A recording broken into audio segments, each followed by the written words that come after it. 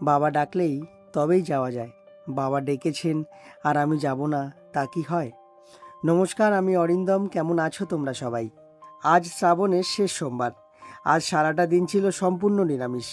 বাড়ি থেকে খাওয়া দাওয়াটা সেরে নিয়ে বেরিয়ে পড়লাম বাড়ি থেকে বেরিয়ে সোজা স্টেশন। ট্রেনে উঠে চলে এলাম চাঁদপাড়া। চাঁদপাড়া থেকে আমার সাথে যোগ দেবে আরও দুজন বন্ধু আর আমাদের এক প্রিয় দাদা। চাঁদপাড়া স্টেশনে নেমে দেখি ওরা অলরেডি আমার জন্য দাঁড়িয়ে আছে। আমার আসতে কিছুটা দেরি হয়ে গিয়েছিল। 10:30 ট্রেনটা ঢুকেছিল একদম পাক্কা 11টায়। সবার প্রথমে চলে এলাম জলেশ্বর মন্দির। তারপর নিয়ে নিলাম জল তোলার ঘট নিয়ে রওনা দিলাম হালিশহর রামপ্রসাদ ঘাটে জল তুলতে।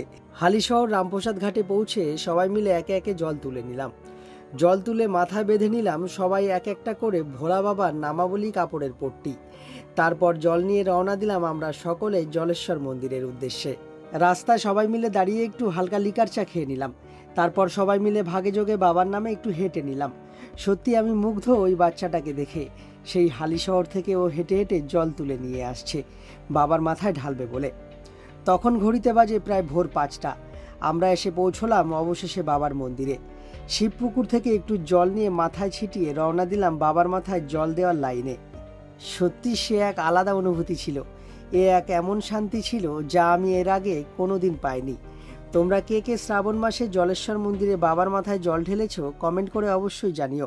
দীর্ঘ প্রতীক্ষার পর অবশেষে বাবার মাথায় গিয়ে বাবাকে ছুঁয়ে জল ঢেলে আসব। বাবার কাছে যখন গেলাম তখনকার সে অনুভূতি তোমাদের বলে বোঝাতে পারবো না। পুজো দেওয়া শেষ করে নন্দী মহারাজের কাছ থেকে ঘুরে এবার আমরা রওনা দেব বাড়ির উদ্দেশ্যে। আজকের ভিডিওটা এই পর্যন্ত। দেখা হবে আরও একটি ভিডিও নিয়ে। বাবার কাছে প্রার্থনা করি তোমরা সকলে খুব ভালো থাকো, বাড়ির সবাইকে ভালো রাখো।